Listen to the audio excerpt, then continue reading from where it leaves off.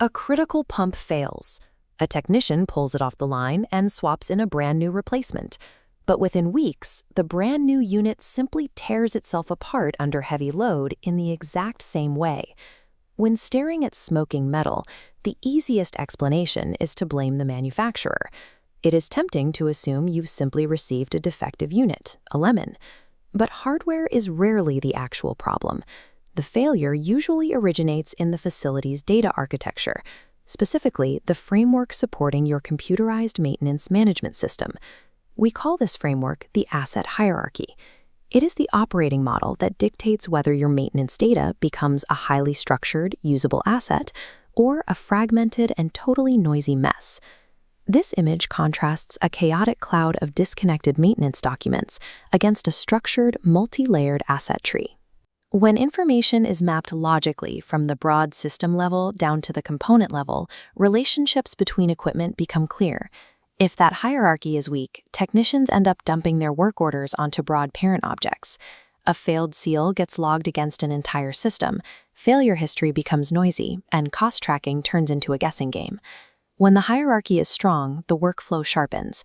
Planners find the exact object instantly, technicians capture failures with high precision, and leaders see what drives downtime. Mastering this structure requires you to decouple physical equipment from its operational context. This separation is the only way to stop treating symptoms and start isolating root causes. Let's apply this to a specific functional location on a plant floor, Pump Bay A.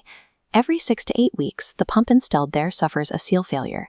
Maintenance repeatedly swaps the pump, but the failures continue. This graphic explains the resulting tap. Tracking only equipment fragments your failure data across distinct serialized pumps. Every unit appears defective, masking the pattern. By focusing on the solution side of the diagram, the architectural fix becomes visible. Decouple the static functional location, the where, from the serialized equipment, the what. Tracking both converges failure history on Pump Bay A, regardless of the pump installed. Moving down to the action plan, this changes the troubleshooting approach. Instead of swapping equipment again, the data directs the engineering team to check systemic environmental issues, like piping strain or baseplate misalignment at that specific bay. This visual summarizes the realization: you are dealing with a bad location, not a bad pump. The vendor is providing a working product, but the environment is destroying it. Once the alignment is corrected at the bay, the functional location record allows engineers to monitor performance over the following months to confirm that the environmental fix actually helped. Standardizing your installation practices at the location level establishes a clean baseline. This ensures that when a pump is eventually moved to the repair shop or another bay, its individual mechanical history travels with it intact. Separating where the work is done from what asset is being worked on is the foundational step required to escape the lemon trap. Solving one pump bay is helpful, but an industrial facility has thousands of components. Scaling this solution requires a standardized, multi-layered framework to organize parent-child relationships across the entire plant. This is the ISO 14224 pyramid, the definitive industry framework for structuring equipment data. The top 3 layers, spanning from installation down to subsystem, provide a functional breakdown, grouping critical processes together so engineers can locate entire systems. Down at levels 4 and 5, equipment and component, you find the maintainable units and replaceable parts. This is where your day-to-day work order history is generated and stored. The connections between these layers rely on a strict parent-child ownership model. This hierarchy allows you to roll costs up to the system level for budgeting, or drill down into failure history for root cause analysis. Parents represent large functional assemblies. Their children represent the maintainable assets, or meaningful mechanical subdivisions that actually receive the wrench time. Structuring data this way enables fleet analysis. If you group your assets correctly, you can instantly pull performance metrics to see if a specific brand of motor is underperforming uniformly across your entire site. Aligning your facility with ISO 14224 ensures your maintenance data is structured correctly from day one, allowing for standardized data collection and precise industry benchmarking. Building a hierarchy comes with the risk of over-engineering. If you create layers for items that never receive their own independent work orders, you cause navigation fatigue. technicians get frustrated clicking through deep menus and data accuracy drops. This conveyor system infographic demonstrates a balanced approach to granularity, breaking the system into maintainable segments. Look at the drive unit. Isolating the motor, gearbox, and couplings accurately tracks the primary drivers of conveyor downtime and repair spend.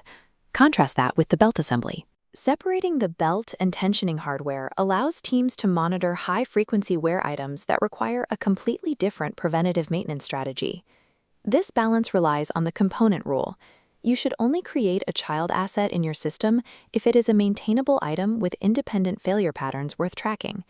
Internal parts, like the copper windings inside the drive motor, should never be logged as individual assets. Those belong in the bill of materials. The rule for where the hierarchy stops is practical. If you take the item out, repair it, and put it back in, treat it as an asset. If you remove it, discard it, and install a new consumable, treat it as a part.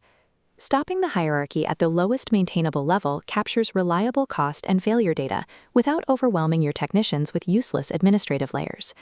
High-quality data justifies capital investment. When maintenance costs are charged broadly to a high-level area, they get buried. Leadership denies capital requests because the engineering team cannot provide hard evidence of the true cost drivers. This chart illustrates the problem. Without granularity, costs for a heat exchanger disappear into a generic record. Under the hierarchy view, tracking work orders against the tube bundle identifies routine cleaning dominates the budget. This visibility proves replacing the unit is cheaper than continuous maintenance. This infographic maps the complete failure and learning cycle. A failure originates at the smallest component and propagates upward. In the response column, technicians document exactly what failed. This feeds the learning loop, helping engineers optimize preventative maintenance and inventory strategies.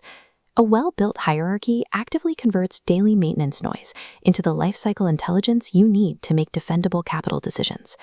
Building an asset hierarchy is not a one-time project.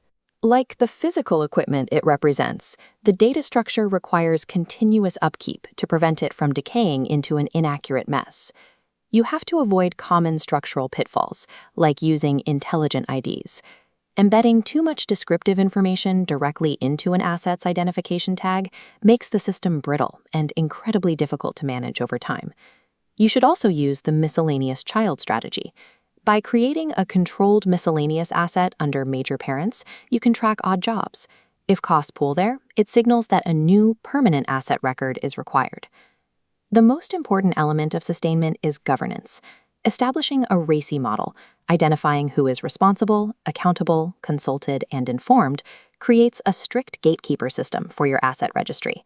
For instance, the operations asset owner is uniquely accountable for the creation of new assets. They ensure that any digital addition to the registry accurately reflects a physical change on the plant floor. And as shown here in Step 6 of the implementation roadmap, you must sustain the system through routine audits. Regular structural checks are required to eliminate duplicate records and reconnect orphan assets to their proper parents.